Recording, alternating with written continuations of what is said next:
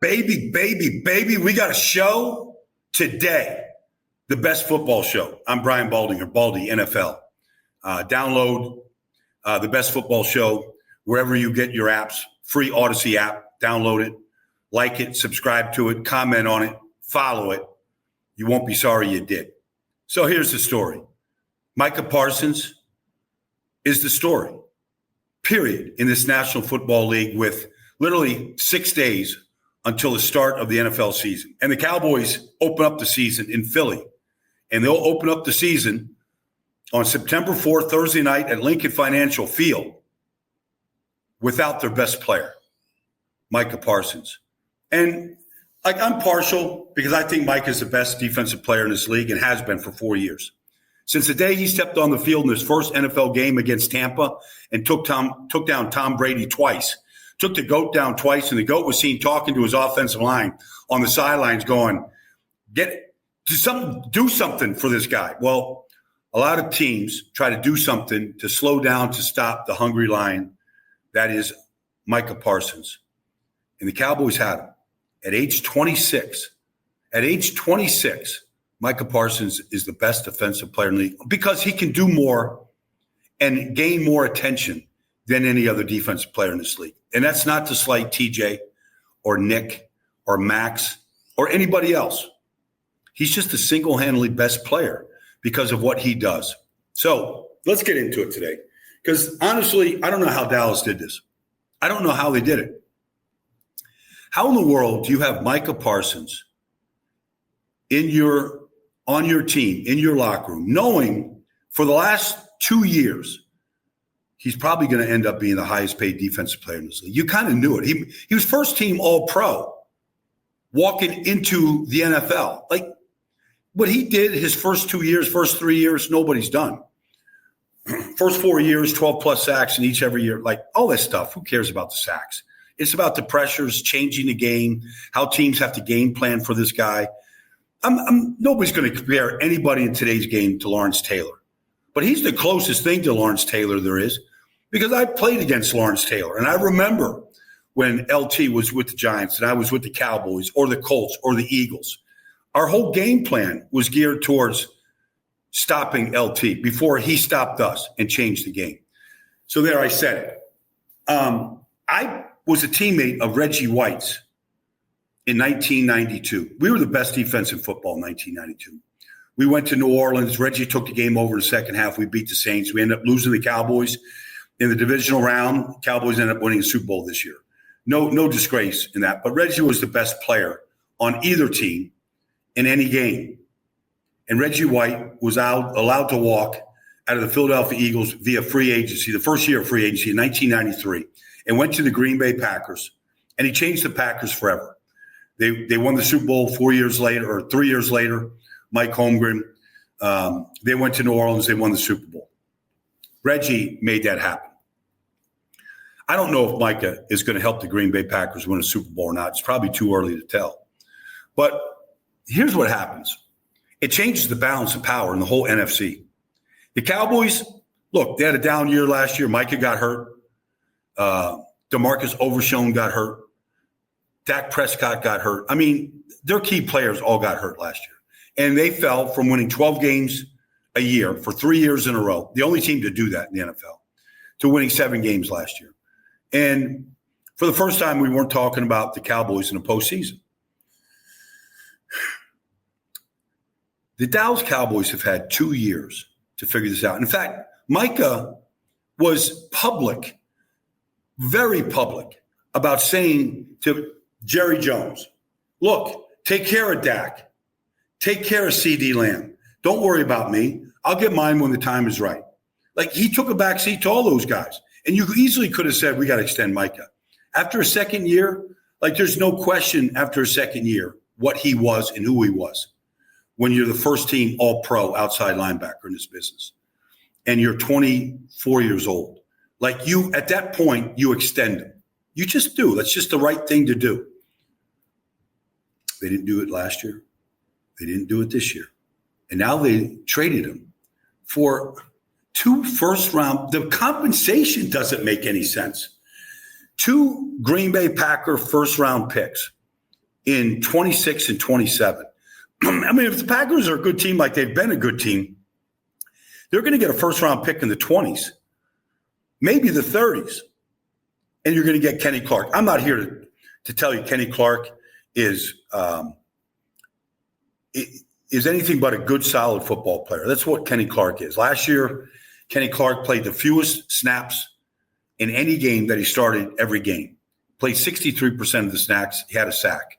Like, he wasn't a Pro Bowl player last year. Now, maybe but he's had Pro Bowl seasons, and then, it's not every year can be a Pro Bowl season. Maybe he gets back to that right now. He's a good football player. He doesn't change the game. He's just not the way Micah Parsons changed the game. So you could throw in Kenny Clark. I thought if they threw in Rashawn Gary, a starting Pro Bowl defensive end, maybe you could sweeten the pot a little bit, but not a defensive tackle, not Kenny Clark. But regardless, 2 first-round picks for Micah Parsons. Like, Jerry Jones can say that he's got 4 first-round picks to play with over the next 2 years. Great. Good luck finding Micah Parsons in the draft, wherever you're drafting. Okay, maybe you want to go draft a quarterback and Dak's replacement. Okay, all right, fair enough. If you're saying like that's your story and you're going to stick to it, okay. To me, you worry about that when that time comes. Right now, you've got the best defensive player in the league. You figure out how to use him in Matt Eberflus's new defense, move him around, use him in a variety of ways because he's got a variety of skills. And you add Marshawn Nealand, you add Donovan Izaraku, you add these different pieces, Sam Williams, and then you mix and match. Odigizua, Mozzie Smith. Like, you take all these pieces, but you just move Micah around to get him the best matchups possible. All right, that's what Matt Eberflus was looking to do. And Green Bay not only makes the trade, but has the $47 million guaranteed a year to pay him, to make him the highest paid defensive player in the history of the game by a pretty good chunk. Like, Green Bay stepped right up to the plate. And you give Brian Gutekunst, and Matt LaFleur, you give that whole organization a ton of credit. Because from Green Bay's side, they were a good defense last year. Jeff Heffley is going to be a head coach in this league. He was the new defensive coordinator last year. And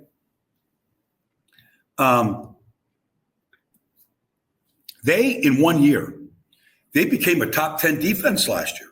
Top 10 defense. Rashawn Gary has basically his best year. Edgerrin Cooper took over at middle linebacker. Is going to be a feared middle linebacker in this league.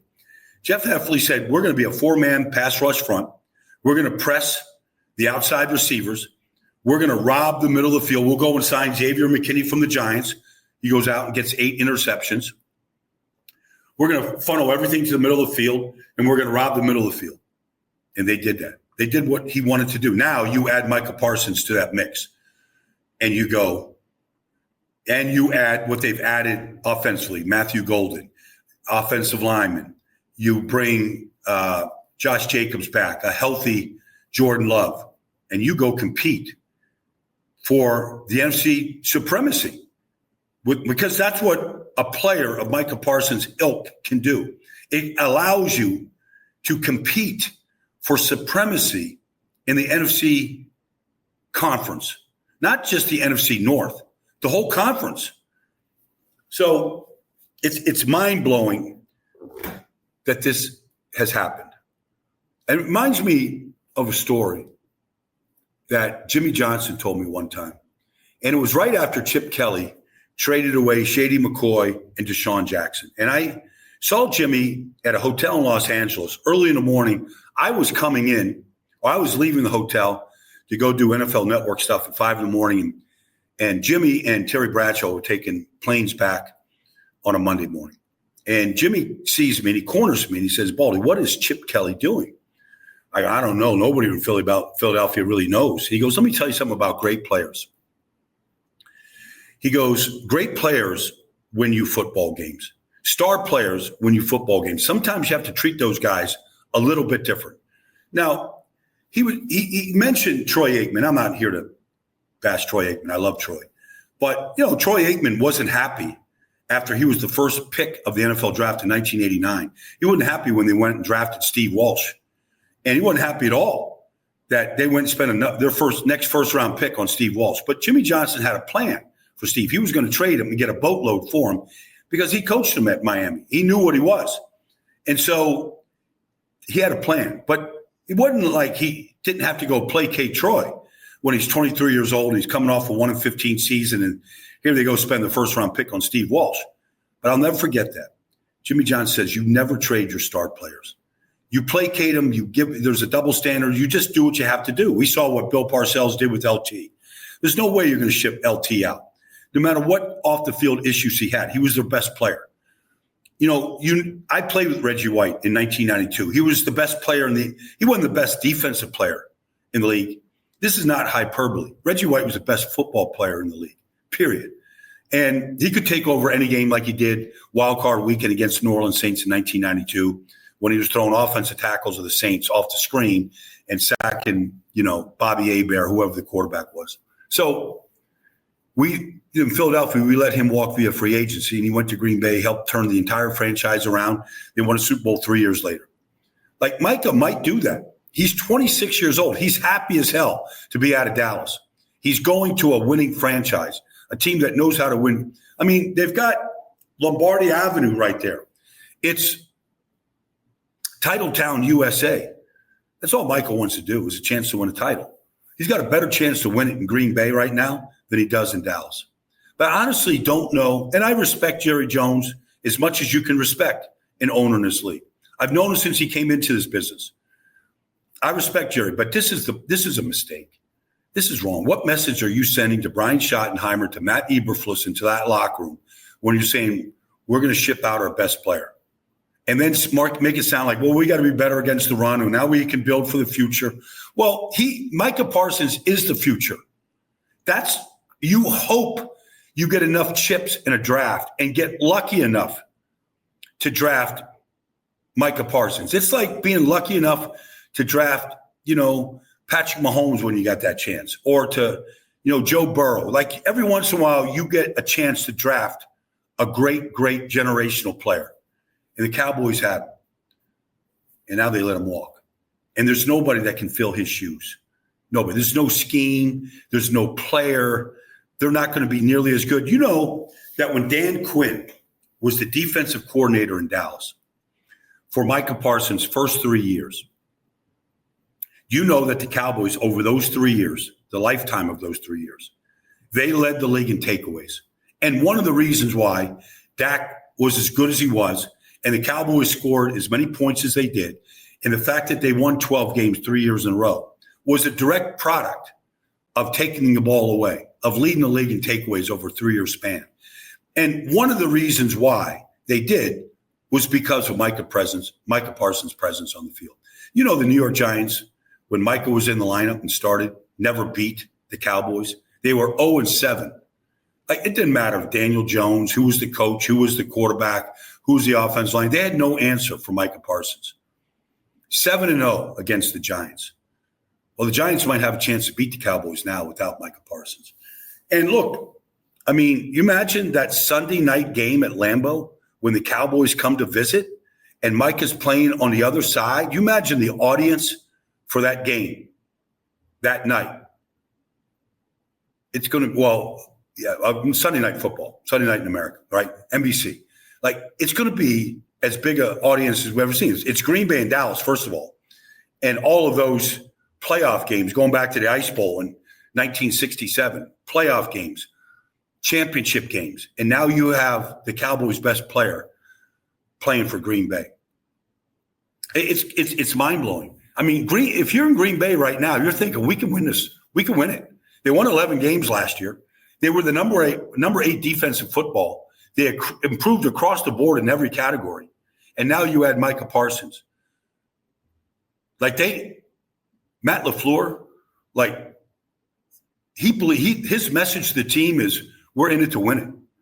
We've got Micah. Let's Micah stand up in the room. Everybody introduce yourself. Micah, introduce yourself to the team. Let's go win.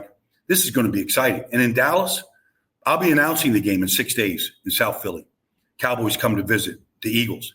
And the opening, like I'm doing national radio that night for Compass Media Networks. Like our opening monologue is Micah Parsons isn't here.